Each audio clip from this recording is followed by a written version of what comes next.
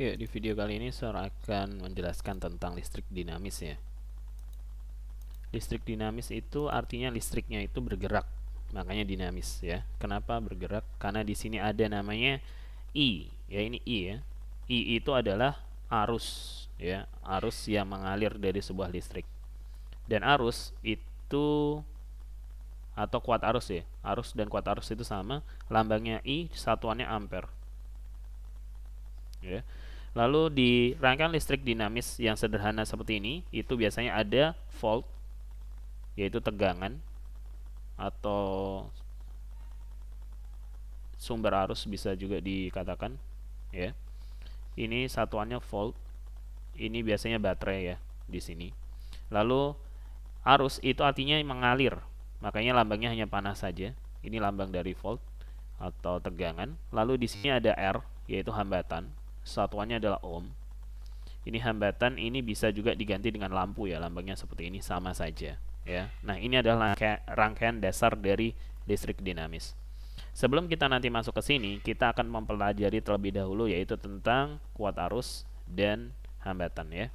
Nah, di sini yang berlaku di listrik dinamis itu ada hukum Kirchhoff 1, di mana pada rangkaian tak bercabang kuat arus di titik manapun dalam rangkaian adalah sama besar. Jadi namanya arus kalau misalnya kayak gini ya, ada garis lurus, terus di sini ada panah, di sini ada panah. Arus yang mengalir di sini dan arus yang mengalir di sini sama besar. Itu adalah hukum Kirchhoff 1. Lalu hukum Kirchhoff berikutnya adalah pada rangkaian bercabang kuat arus yang masuk ke sebuah titik percabangan sama dengan jumlah kuat arus yang keluar. Artinya apa yang masuk sama dengan apa yang keluar. I masuk sama dengan I keluar. Ya. Jadi kalau yang misal masuk 5, yang keluar juga harus 5. Seperti itu. Kita coba dulu ke rangkaian contoh soalnya ya untuk penerapan hukum Kirchhoff-nya. Nah, sekarang ada model soal seperti ini. Dimana pada rangkaian ini ada sebuah resistor ya. Ini nggak usah dianggap kalau hanya menanyakan kuat arus. Ini nggak usah dianggap dulu resistornya.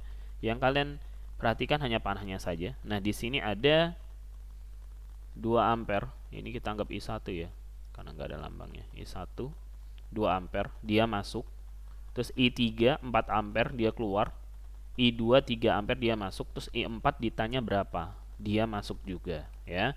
Tadi hukum Kirchhoff adalah apa yang masuk sama dengan apa yang keluar. I masuk sama dengan I keluar. Jadi kita tulis dulu yang masuk ada berapa aja. Ada I1 masuk kan, karena panahnya ke dalam. Ditambah dengan I2 juga masuk ya. I2. Ditambah lagi dengan I4, dia juga masuk. Terus yang keluar hanya satu, yaitu adalah I3 saja. Ingat, apa yang masuk sama dengan apa yang keluar. I1 udah tahu 2 ampere. I2 sudah masuk 3 ampere.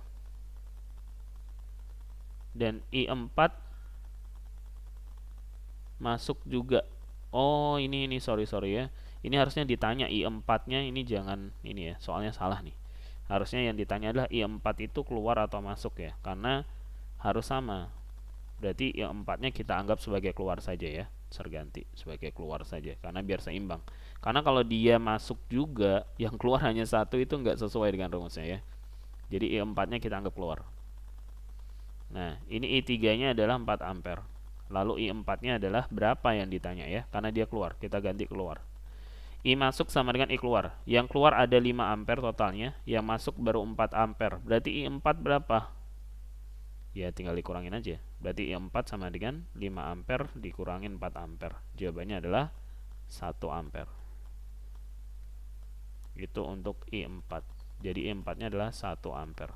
Jadi gampang ya untuk hukum Kirchhoff ini, karena apa yang masuk sama dengan apa yang keluar. Jadi kalian cukup lihat panahnya, dia masuk atau keluar, terus kalian bikin persamaannya. Jadi yang masuk dan keluar harus sama ya.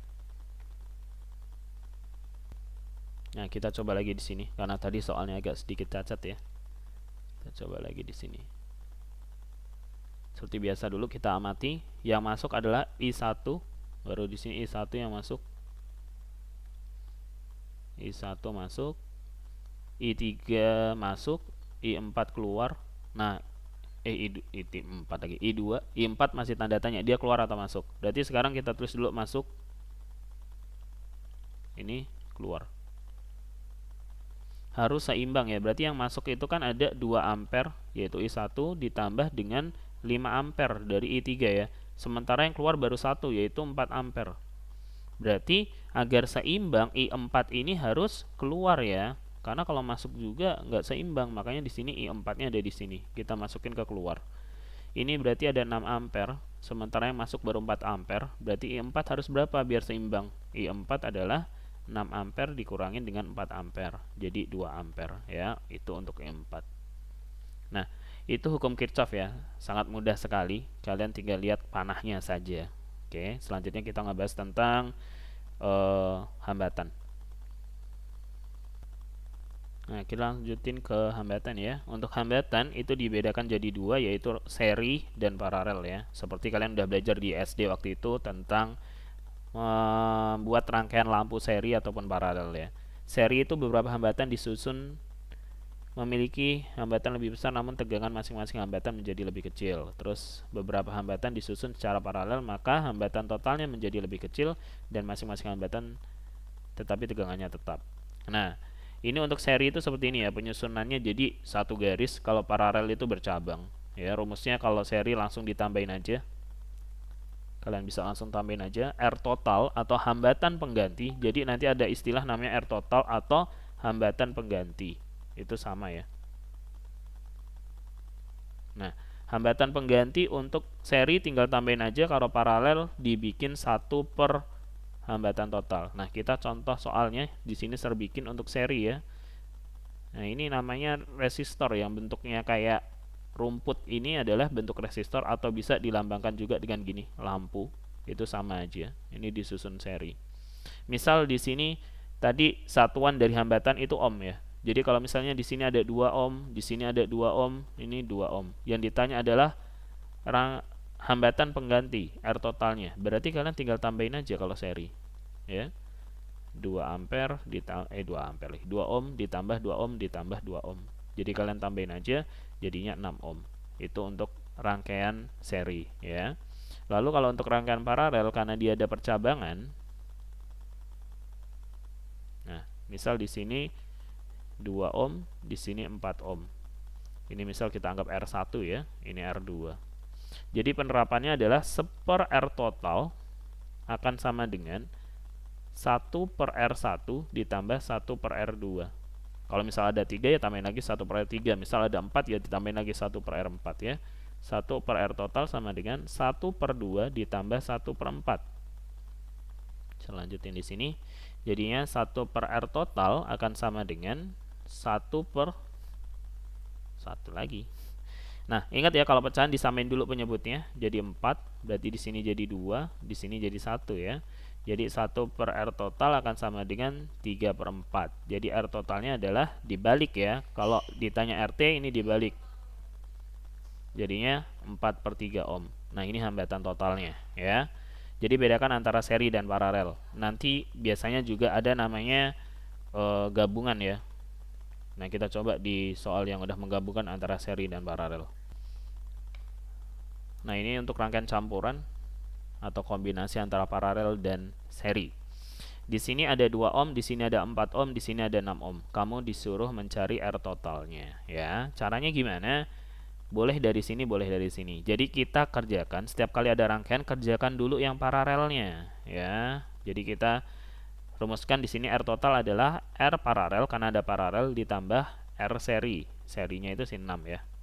Jadi setelah diparalelkan, kalian tinggal ditambahin dengan yang serinya saja ya. Ingat selalu kerjakan dulu yang paralel baru ditambahin sama serinya. Nah, kita cari dulu yang paralelnya. Di sini R paralel akan sama dengan 1 per R paralel akan sama dengan 1 per 2 yang atas ditambahin 1 per 4 yang bawah ya. Jadi disamain dulu penyebutnya ya. Jadi 4, ini jadi 2, ini jadi 1. 1 per R paralel akan sama dengan 3 per 4. Berarti R paralelnya adalah 4 per 3. Ingat dibalik ya. Kalau bisa dibagi ya bagi aja. Berarti R paralelnya adalah 4 per 3 ohm. Ditambahin dengan R serinya yaitu si 6 ohm. Berarti jawabannya Karena di sini berbentuk pecahan, kita samain dulu lagi penyebutnya. Jadi 3, ini 4, ini jadi 18 ya. Jadi jawabannya adalah 22/3 ohm. Apakah boleh bentuk pecahan, Sir? Boleh, bebas aja ya. Itu sekilas tentang listrik dinamis. Pembahasan kita sampai ke hukum Kirchhoff dan rangkaian pengganti ya.